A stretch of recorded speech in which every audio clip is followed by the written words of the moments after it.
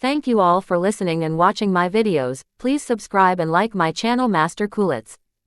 Hoping that you will not skip my ads. It's a big help for me by not skipping it. Thank you so much. Dragon Shadow. The Rise. Nico lay on the ground with a splitting headache, as if he had lost his memory the moment he collided against the ground. He couldn't register what he had just experienced. Only when Hugh let out an angry roar from outside the arena did he come to his senses. What the fuck are you doing, Nico? Get up and finish the task. Didn't I ask you to get rid of Zane, whatever it takes? If you dare to continue fooling around like this, I will be your next opponent. Nico immediately staggered to his feet. His expression changed drastically, and his pupils constricted. He looked at Zane with unrestricted ferocity, but fear and shock were evident in his eyes. Fuck! My hand! How is it possible for Zane to... I've never heard that he's a body refiner. Why does he have such terrifying strength? Nico gritted his teeth and flew into a rage. His body was covered in flames, and black and white flowing light swirled around him. As he rubbed his hands together, there was a thunderous cracking sound. Primordial palm. A strange dark cloud flowed out of Nico and moved upwards. The people in the arena were stunned, as a boundless aura suddenly fell on them. Nico's strength as a fourth-stage foundation-level cultivator had been thoroughly unveiled at that moment. The enormous and dark cloud-like force churned repeatedly, accompanied by immense pressure. The hearts of the people around the ring dropped to their stomachs as the cloud rushed toward Zane. However, Zane merely waved his hand, and a huge cyan sword shield manifested in front of him. He thirsted it forward and blocked the attack just like that. I'm gonna kill you, Zane! Nico's eyes were bloodshot as he furiously charged. Zane flicked a finger, and a translucent sword energy struck out at Nico. The wind pushed back against the clouds, and a brilliant light flashed. Zane's attack left several bloody holes in Nico's torso, arms, and legs. Nico's legs gave up and he collapsed to the ground. Is that all you've got? Didn't Hugh say he wants you to attack me with every last bit of your strength and not hold back? Come on, Nico. I want my money's worth. Didn't you boldly declare that you were at the 4th stage of foundation level? You're pathetic. Zane strode over and kicked Nico off the ring. Nico's bruised and bloodied body rolled awkwardly toward the crowd, spinning for a few rounds before stopping. There was dead silence all around. No one had expected Zane to knock down Nico in such a short time. The people around the arena thought that Zane would, at most, end up in a draw with Nico. Even if Zane came out as the winner, he could have only won by a narrow margin. However, the result turned out to be completely different from what they had anticipated.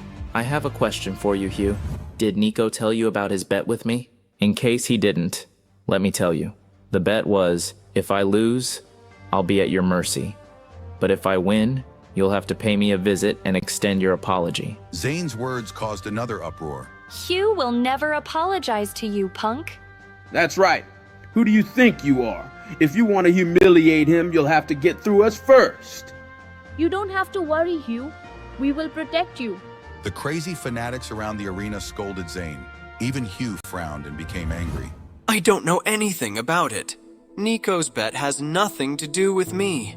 You are of no use to Alora, Zane. Only I can remove the poison in her body. Hugh stared at Alora. I'm gonna ask you one more time. Are you sure you want to choose Zane? Without any hesitation, she nodded decisively. Yes. If that's what you want. But I'll wait for you to change your mind. Having said that, Hugh snorted and turned away. Zane was stunned. He suddenly turned his head to look at Alora. What was he talking about? What's going on? Well, Alora wanted to say something but stopped on second thought. She didn't look too good. After hesitating for a while, she finally sighed. This is not a good place to talk. The two of them left the martial contest hall and went to her courtyard. Alora held Zane's hand and told him the truth. Do you remember the time when I asked you to help me refine the golden essence pills? Yes, I do. It seems to be used to suppress toxins. That's right. I have the purple energy spiritual body, and I was born with the purple energy poison inside me. My father had consulted all the famous doctors he could to help me, but they all got nothing. They had no cure for me except one. Which is... Zane urgently asked, feeling a wave of heartache. to advance to intermediate level within a year. Once the purple energy poison spreads, even Father will not be able to do anything. Zane wouldn't have been more shocked if a thunderbolt struck him from the clear sky. It was extremely difficult to advance to the intermediate level. One must synchronize the timing, location, and people. Is there any other way? Hugh said that he is the only one who can help you. So there must be a way. Yes, there is. That is to let someone who has broken through to the intermediate level funnel their vital energy into me. That will help me reach the intermediate level. Zane listened with growing tension, but Elora's next words made his heart sink. But that person's cultivation will drop to the foundation level because of this. Things started to make sense for Zane. It was impossible for an intermediate level practitioner to give up their cultivation and drop to the foundation level for someone else. Furthermore, among so many people, the only one with the highest cultivation was Hugh, who was most likely to break through to the intermediate level in a year. No wonder Hugh had made such a bold declaration. I can do it. I can help you. I can break through to the intermediate level within a year. Then I will funnel my cultivation into your body. His resolute words immediately caused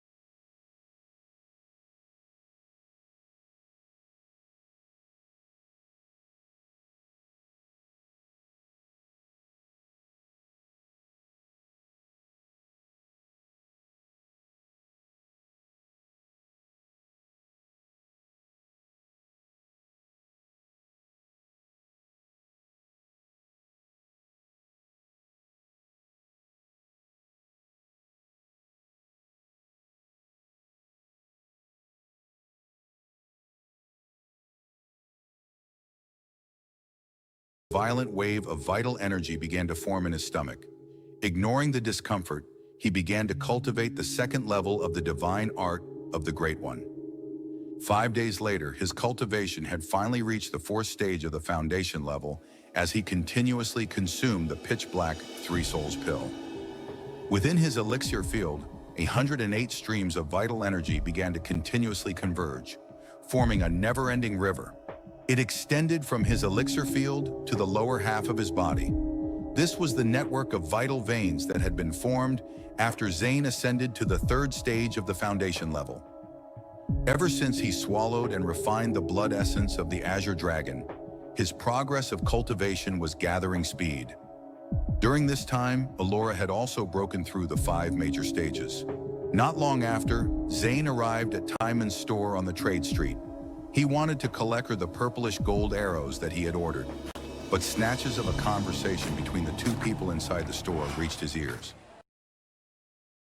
Did you hear? Someone caught an extremely powerful exotic beast on the outskirts.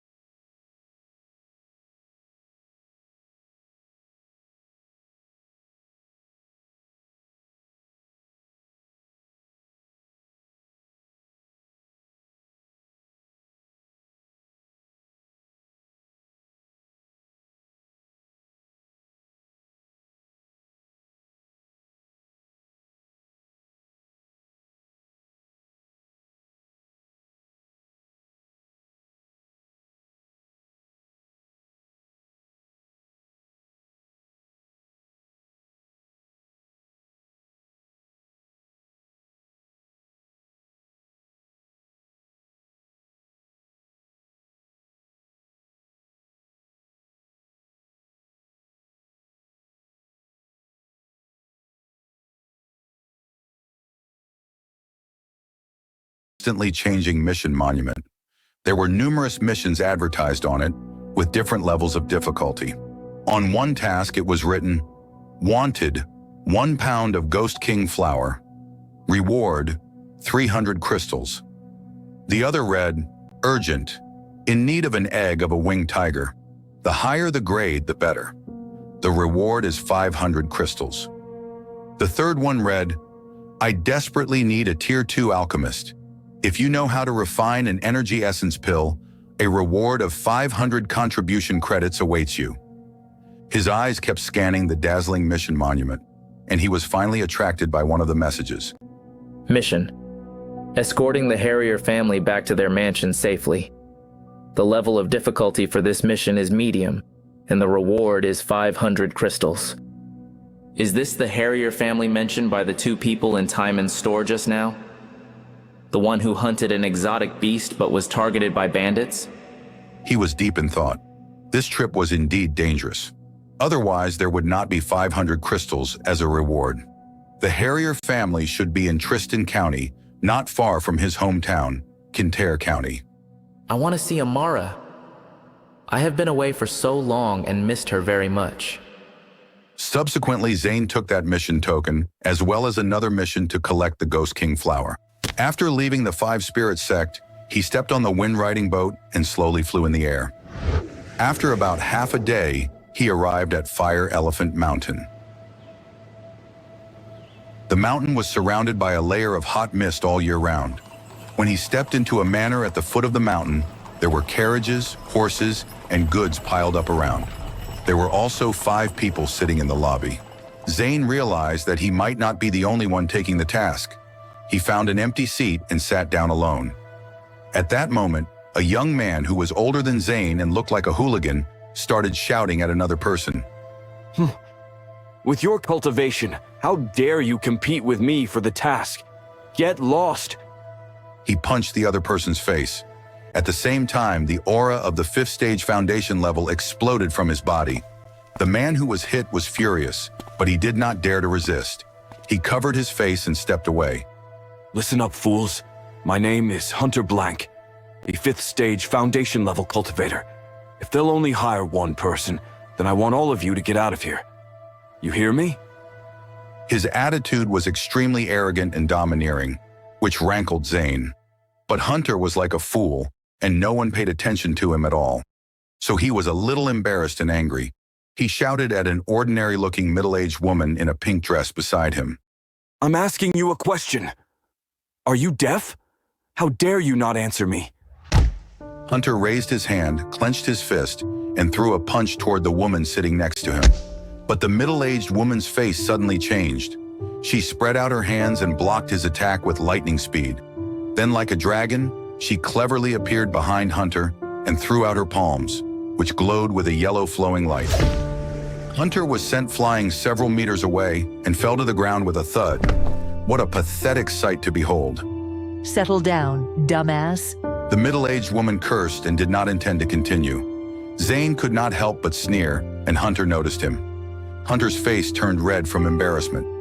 He was humiliated by the middle-aged woman and felt that he had to regain his dignity from others. I can let the others get away with it. They're at least at the 5th stage of the foundation level. But who do you think you are? How dare a mere 4th stage cultivator mock me? I'll break one of your arms and teach you a lesson now. Just as he was about to attack, a spot of white light suddenly appeared on Zane's body. An afterimage shot out of his hand and heavily landed on Hunter's chest with the strength of a bull and a tiger. Hunter flew out of the inner hall and into a stone wall.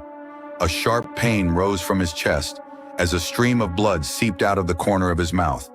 Zane's punch had broken Hunter's ribs. This scene shocked everyone present. You! How dare you attack me? Do you know who I am? I am Hunter from the Iron Castle. He clutched his chest and stumbled back in. Don't care. Zane naturally knew a little about the Iron Castle. It was a militant force in the Yarrow Kingdom. Ordinary people could not afford to offend it, but it was nothing to the 5 Spirit sect. Have you heard of the 5 Spirit sect? As soon as Zane said that, Hunter was stunned and started shivering. His eyes almost popped out of their sockets. You're from the Five Spirits sect? Respected senior, I'm an idiot. Please forgive me. I am trash. I am garbage. Hunter's attitude immediately did a 180, and his anger was replaced by shock. Even the other people stared at Zane in shock. It seemed that the name of the Five Spirits sect alone was enough to intimidate most. At that moment, an old man in his 50s slowly walked down from the second floor and said with a smile, I didn't expect that the task issued by a minor family like the Harriers would be undertaken by the Five Spirits sect. It really makes the Harrier family proud. I am Otis Harrier, an elder of the Harrier family. I hereby thank everyone for coming. Zane and the others nodded slightly in acknowledgement, but the tension in the air from the earlier confrontation remained. Trudging down the stairs, Otis scanned the crowd and spoke to them with a hint of a smile on his face. Why don't you introduce yourselves so we can get to know each other?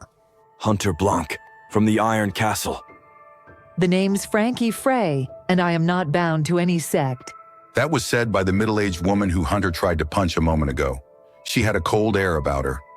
Hello, everyone. I'm called Fogey of West Mountain. Dare I say the most I do in my daily life is robbing houses. This is my first time carrying out an escort mission. A hunchbacked old man sitting in the corner identified himself with a strange laugh. Zane Martell, from the Five Spirits sect. Zane did not have much interest in others, so he did not remember their names. He only knew that they did not belong to any guild. Out of so many people, only Frankie, Hunter, and Old Fogey had the highest cultivation, having reached the 5th stage of the foundation level. The rest of them were hovering around the 4th. Let's talk about the mission first, Mr. Harrier. Otis chuckled. Of course, a few days ago, our family found traces of an exotic beast in the Fire Elephant Mountain. This said beast is agile and skilled in sorcery. We spent a great deal of manpower and material resources. Some of our brothers even died before we managed to capture the beast. But later on, a group of bandits tried to ambush us on the way back. Therefore, I hope that everyone can help out and escort us, as well as the exotic beast, back to the Harrier family mansion in Tristan County. Everyone nodded, finally understanding what was going on. Is that all? I'm afraid this mission won't be that simple, right? What with the 500 crystals as a reward? You worry too much, Frankie. In my opinion, the Harrier family can first pay half as a reward. As for the other half, we'll settle it once the mission is over. What do you think? Yeah, I agree. I don't have a problem. Since everyone had reached a consensus, they stayed in the villa for one night and set off early the next morning. There were about 30 people in the Harrier family, and 3 of them were tasked with pulling the carriage carrying the goods. There were rows of storage rings in the carriage. Their destination, Tristan County, was 8 days away from Fire Elephant Mountain. They traveled during the day and rested at night. There were not too many abnormalities along the way, but this could not be a reason to let down their guard. The closer they got to their destination, the more dangerous it would be. By the night of the 4th day, the team had already covered almost half the journey. In the camp, Zane and the others were sitting by the bonfire to keep warm. Suddenly, there was a scream. What the fuck? Zane and the others rushed over after hearing the noise. The horse carriage that had been carrying the goods was overturned, and the horse's head was chopped off. Blood gushed out, and the spot was thick with the smell of blood. Where's the coachman? Where's the night watch? Why is everybody gone? The entire scene was strange. The coachman had disappeared without a trace, but the storage rings on the ground were not any lesser. Otis came to deal with the aftermath. Because of this incident, the number of guards was increased by 4 times the next night. However, Zane felt that something was off. They had left Burial Mountain, but for days they had been surrounded by thick smoke. According to Otis, the illusion was created by the exotic beast. The thick smoke was part of the illusion and was meant to avoid the attention of bandits and other dangerous creatures. The strange thing was that Zane had not seen the exotic beast from the beginning of their journey. He couldn't understand if the beast was kept hidden in the storage ring, How could they be enchanted by its illusions? Moreover, after observing them along the way, he felt that the behavior of the members of the Harrier family was suspicious, to say the least. It was as if they were deliberately hiding something from everyone else. Fortunately, the next night was calm and nothing happened. On the 7th day, when they were close to Tristan County, they were all on high alert. They didn't even stop for rest, as they all wanted to reach Tristan County as soon as possible. But in the early morning of that day, as the party was marching through a thick section of the forest, a wall of fire appeared around the team. At the same moment, a storm of arrows rushed toward the group from the depths of the jungle. In a few short moments, most of the party members perished. Only a dozen people survived. The bandits are coming! No matter what happens, we must save this batch of goods. The rest of the Harrier family members were well trained. They rushed forward, swinging their weapons.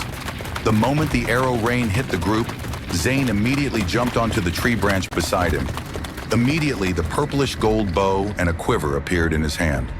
He drew the bow and set the arrow in place. His eyes sparkled as he locked the attackers through the dense forest. The moment he let go, a sonic boom was heard, and the arrow was immediately shot out with a hurricane-like force. Zane shot several arrows in a row. The moment an arrow hit the enemy's head, it exploded like a watermelon. Frankie, Old Fogey, and the others were also carrying various kinds of weapons. Their vital energy was rolling, crushing the flying arrows of the attackers. Suddenly, heavy and thunderous footsteps echoed. The grass swayed non-stop, and the sound of horses' hooves became increasingly louder. The next moment, a group of men and horses came out of the forest, kicking up the dust into the sky. Soon, the Harrier family's team was barricaded by more than 50 people. However, most of them were only in the body tempering stage, and only 1 or 2 were in the foundation level. Hunter rushed ahead. With a burst of spirit light in his hand, his figure flashed as his fist landed on one of the attackers. Let's see how you handle this, bastards. Old Fogey of West Mountain controlled an arm-long sickle, at the end of which was a chain.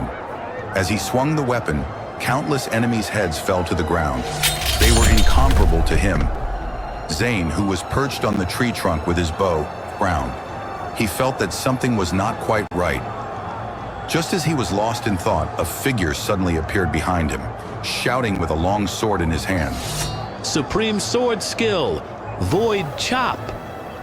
The sword energy turned into the phantom of a serpentine dragon and roared. However, Zane just waved his hand in defense. Sword shield. The thick cyan sword shield condensed in front of his chest, blocking the opponent's attack. Then, he thirsted the other hand toward his opponent's chest. The green sword energy on his fingertip was extremely sharp and deadly. It instantly tore his opponent's skin and flesh. Just as Zane was planning to end the attacker's life, a loud and clear voice sounded. Enough! Everyone, stop! Zane looked over and saw a man wearing a suit of red and black armor, riding a horse, his face gloomy. You have all been deceived by them. I am Noah Harrier, the master of the Harrier family. Otis, who claims to be an elder, is the real bandit. His name is Samuel Peterson. He killed my brothers a few days ago and robbed the exotic beast that belonged to our family. The man then took out a metallic token with the word Harrier written on it. It looked the same as the token on the mission monument in the Five Spirits sect. Zane suddenly realized that Otis had never shown them any token of identity since they met. Zane, Frankie, and the others all stopped after Noah's declaration. They looked at Otis in shock and disgust. What the hell is going on? Noah, or whatever your name is, if you don't make yourself clear, then don't blame us for leaving immediately. A shadow fell over Otis's face as he revealed a strange look. He then spoke with an eerie smile. Now, you guys don't have to believe what others say, do you? I am Otis, the real master of the Harrier family, but what's important right now is you all took my money, and you work for me. I somehow doubt that. Do you have proof? Like a family token? Even if I'm not Otis, it doesn't change anything. It has no sway over the result anyway. You lied to us with your fake identity. You're no gentleman. I'm backing out of this whole deal, but I'll keep half of the payment as a reward. Frankie snorted and put away the sword in her hand, ready to leave. However, Otis's expression turned frosty as he threatened Frankie. You might want to reconsider this, Frankie. Leave at your own risk. Are you threatening me? I wouldn't call it a threat, but haven't you noticed that I would instruct my cook to add time to all your meals these past few days? The crowd around him looked startled and aghast. Could this be? Oh, it's not any ordinary time, but a bloodthirsty herb. The poison is running through your veins as we speak, and it's incurable for a lifetime. If you don't want to die, you'd better be my subordinates. Zane's heart trembled. Having stayed in the Hall of Elixirs for a long time, he had naturally read some books, including records of different kinds of poison. The bloodthirsty poison was a mystery among all kinds of poisons. There was almost no antidote to it. The others, too, seemed to have heard of the bloodthirsty herb, for their expressions immediately changed. None of them dared to act rashly. Aren't you afraid that we will unite with the real Harrier family to destroy you? Anyway, you don't have many people now. The evil man laughed loudly as he clapped his hands. In an instant, more than 100 fierce people rushed out from all directions and instantly surrounded everyone, brandishing murderous weapons. Now, can you tell the difference between the one holding the knife and the one on the chopping board? As soon as he finished speaking, he reached out his hand to wrench the skin off his cheek. The face mask was suddenly torn apart, and the pieces fell to the ground. As it turned out, he was a wretched man in his 40s with a greasy face. Then the man pointed to Noah Harrier and gave a sinister command. Leave no one alive. Suddenly, the sound of killing filled the air. Countless weapons struck together, stirring up a bloody storm. With Noah Harrier as the center, he led a few 4th and 5th stage Foundation-level experts to fight back. However, many of their men had already been killed by Zane's group, so they were at a disadvantage. Just as Samuel Peterson was basking in complacency, Frankie's cold eyes showed a fierce light. A cold flame sword shadow shot out, and she suddenly launched a sneak attack. A strong wind kept blowing, and gusts of wind blades wrapped around her body. However, Samuel Peterson avoided the attack. In the end, only a bloody streak was left on his arm. You just don't know how to cherish your lives, eh? So why don't I do you a favor and turn you into obedient blood corpses? As he spoke, he took out a palm-sized drum and gently hit it a few times. The sound of the drum was very low and sounded ordinary. But Frankie, who was closest to Samuel Peterson, suddenly began to change. First, a wave of dizziness hijacked her mind, and her whole body began convulsing. Then her eyes became bloodshot and her limbs began to flail wildly. Her originally voluptuous body withered at a speed invisible to the naked eye. It was as if the blood in her body had been sucked dry by some monster. Her skin peeled off, revealing bloody flesh. The sight made everyone's hair stand on end. Kill this blood corpse now, or we all will suffer. The old fogey of West Mountain lived up to his reputation of roaming for many years. He was the most sober. While speaking, he jumped over and waved the wicked-looking sickle in his hand. The sharp blade was surrounded by a strange black light, and loud thunder roared down from the sky. But it was blocked by the blood corpse of Frankie, who dared to advance. Though Frankie had turned into a blood corpse and could not use a sword, her moves were all based on instinct.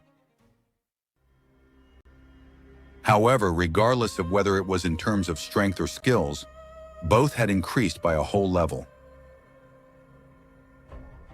The horrible sharp fangs and talons that appeared on Frankie's corpse stunned the old man. While the two were fighting, Hunter and Zane had already taken action. You're still here, huh? Hunter rushed over with vigorous strides. His hands were shining with dazzling light. How would you like it if I turn you into a blood corpse? Samuel Peterson was about to beat the drum again when a sharp light broke through the air and instantly pierced through his palm. A huge bloody hole appeared before a severe pain shot through Samuel Peterson's hand. He looked at the savage arrow on the ground in shock and looked up, only to find that Zane was aiming the purplish gold bow at him. With Zane's piercing gaze, he could read Samuel Peterson's actions like a book. Huh. So you want to activate the bloodthirsty poison in our bodies? I'm afraid it won't be that easy. He took out 3 purplish gold arrows with fine patterns from the quiver tied to his back and positioned them on the bowstring. He pulled the bowstring hard and aimed it at several key parts of Samuel Peterson's body. The arrows broke through the air and were faster than Hunter. They hit Samuel Peterson's chest and knees accurately. Samuel Peterson's legs went limp and he slumped to the ground. At the same time, Hunter also arrived. He punched with both fists and roared out loud, Dragon Tiger Fist! Suddenly, there was a roar of a dragon and a tiger. Samuel was sent flying dozens of meters, toppling several big trees along the way. He landed hard on the ground and coughed out blood. You are only at the 4th stage of the foundation level. Don't underestimate your opponent. Hurry up, everyone. Let's tie him up. Zane hurriedly reminded Hunter, but it was too late. A series of low and rhythmic drum beats rang out, lingering in the air. When the smoke and dust dissipated, the drum in Samuel's hand grew 3 or 4 times bigger, and a bloody red sound wave kept coming from it. As the sound waves entered their ears, the bodies of Old Fogey, Hunter, and the other recruits suddenly changed. In less than a minute, they had turned into disgusting blood corpses. However, Zane simply stood with his brows tightly knitted. There was still no change in him. Even though Samuel Peterson was rooted to the spot, the bloody light emitted by his hands hit the big drum beneath him. However, there was still no change in Zane. What the hell? How on earth are you not affected? Sorry to disappoint you, but your bloodthirsty herb will not affect me. Plus, I've long since noticed that there's some funny business going on with you. Lo and behold, you turned out to be the head of bandits. I admit that was what I never saw coming. Ever since Zane absorbed 4 pieces of the top-grade lightning fragment, the vital energy in his body had turned into a thunder element. Unless it was a type of poison that had never been explored before, it would be directly eliminated once it entered his body. Therefore, the moment the bloodthirsty herb invaded his body, Zane realized that something was wrong. However, he did not attack immediately and waited for the situation to play out first. He just sympathized with Frankie and the other members of the escort party. For a task with a meager profit, they lost their lives in the end. Impossible! How did you see through my plan? It's very simple. Your subordinates are all vulgar and don't have the demeanor of a family guard at all. Although I have never adventured outside, I can tell at a glance that they are nothing good. And the people who just rushed in were obviously well-trained and dressed in the same uniform. There's no way bandits on a mountain would look like that. Exasperated, Samuel glared at Zane. Of the 6 people, only Zane was spared. Moreover, Zane had hurt him with excellent archery skills. That man was becoming a thorn in his side. Even if you haven't turned into a blood corpse, you can't escape here. As soon as Samuel knocked on the drum, the 5 blood corpses reacted.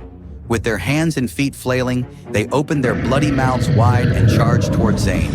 The power of each blood corpse was much stronger than when they were alive. When they ran, they brought with them a strong smell of blood, which turned into an illusion. They collided with the big tree where Zane was hiding. Their poisonous blood started to melt it immediately. As the tree trunk began to collapse, the blood corpses simply jumped up and started to climb. Zane quickly put away the purplish gold bow, displayed the second movement of the 3-star step, and turned into several residual shadows to dodge the attack. At the same time, the dragon blood sword appeared in his hand. The phantom sword light instantly burst out and exchanged several rounds with the blood corpses. However, the rigor mortis of the blood corpses was much more severe than he had imagined. He could only slash at the opponent's flesh. The blood corpses had long lost their humanity and only knew to obey orders. Moreover, Zane was outnumbered and thus was actually at a disadvantage. He pulled away and leaped up a big tree in the distance. He switched the weapon in his hand with the purplish gold bow and took out 3 purple gold arrows. He then aimed them at the source of the sonorous sound in the distance. In the battle with the blood corpses just now, I found that each time they carried out an important action, there would be a series of gongs in the distance. Under the gaze of his spirit eyes, every detail of Samuel's body, even the hair on his body, came into view. Iron body, open. 10 white-shadowed runes condensed on his limbs and bones. He suddenly pulled the bowstring with all his strength and released it. The arrows shot through the air with terrible power and flew toward its target. Damn it, stand in front of me. Samuel Peterson was shocked and hurriedly summoned the blood corpses back. But they were far away, and there was only one person who was close to him.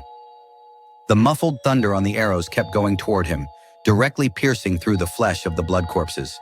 2 of the arrows impaled Samuel Peterson's shoulders.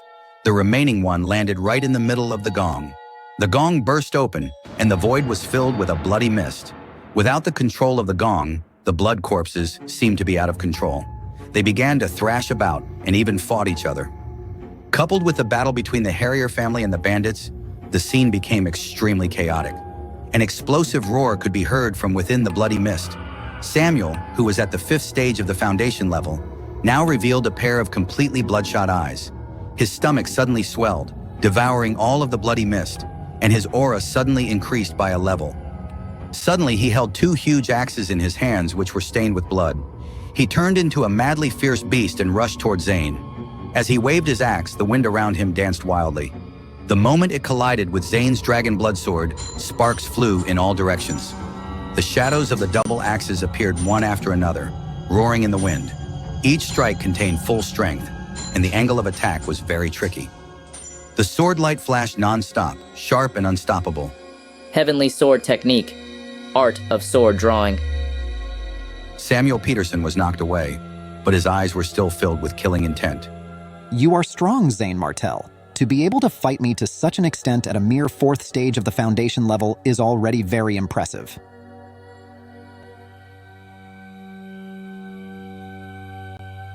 However, regardless of whether you're from the Iron Castle or the 5 Spirit sect, those who defy me will all die.